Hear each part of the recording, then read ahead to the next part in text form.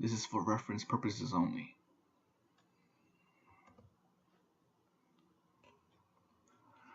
Hello, my name is Andy, and today I'll be discussing about the rising roles of drones in the military and whether or not drones are effective compared to human operations. First of all, what are drones? Drones is just another fancy name for UAV, or unmanned aerial vehicle, which the name in itself is inaccurate because drones are still manned, except the man is somewhere on the ground or aboard an airborne early warning vehicle. Nevertheless, there has been an ever increasing role of drones and usage in the military for two main purposes: surveillance and deploying lethal force. The uses of surveillance is highly important for conducting military operations because they are used for intelligence gathering and reconnaissance.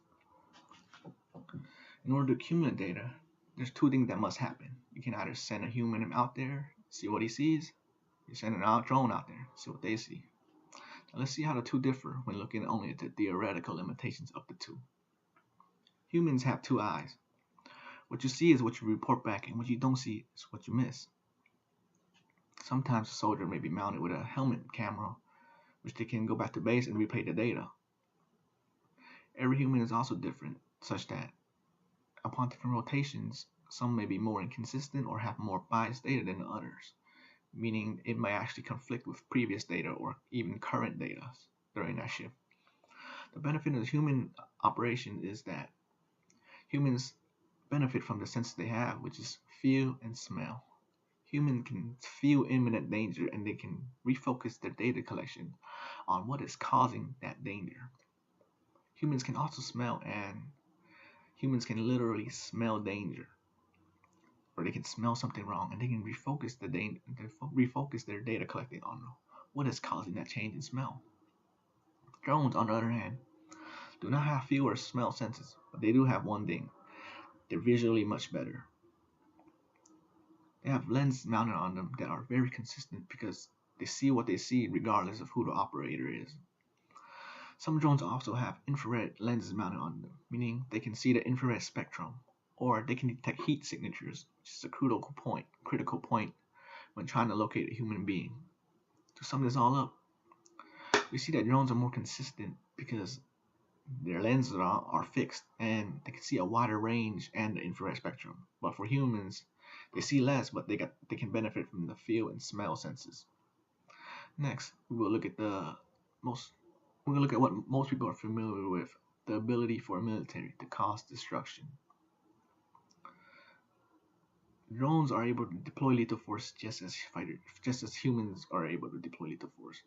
The definition of lethal force in this case is destruction other than guns. There are two ways to carry out destructive force. You can either send a man on a Apache or a fighter jet with an airborne early warning vehicle, or you can send out a drone with or without an airborne early warning vehicles. These are how airstrikes are conducted. When we talk about airstrikes, we have to talk about the precision aspects of the airstrikes because you want to avoid as many civilian casualties as possible. When we call a manned airstrike, we usually call a fighter jet, maybe an F-A-18 Hornet or F-16 Viper, and we send them up in the air and we have them push a button.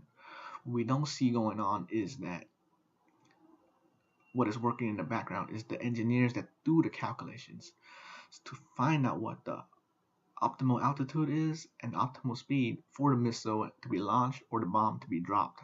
The pilot is there just simply to get to that correct altitude and speed. He just pushes the buttons to cause destruction. For drones, surprisingly, it is not much different. The drone operator who is on the ground simply gets the unmanned aerial vehicle up into the air at the correct altitude and speeds. He just pushes a button and out goes the destruction. Now there are some out there that says that manned operations can be causes less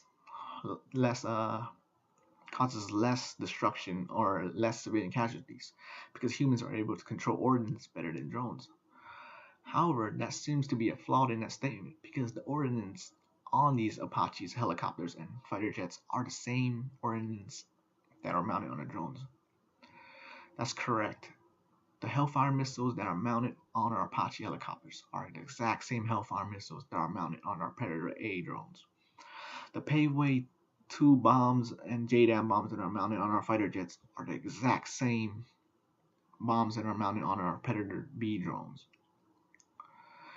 And when you're speaking specifically about precision, you have to understand that drones are able to reach that altitude and speed more accurately than the human, because drones do not fear being hit by a SAM or surface-to-air missiles, whereas some fighter jets pilots may or may not want to reach the altitude due to the fear of danger. So if you want to talk about precision, drones theoretically should be more precise than calling man operations, because drones can reach that optimal altitude and speed when they want to release, before they want to push that button.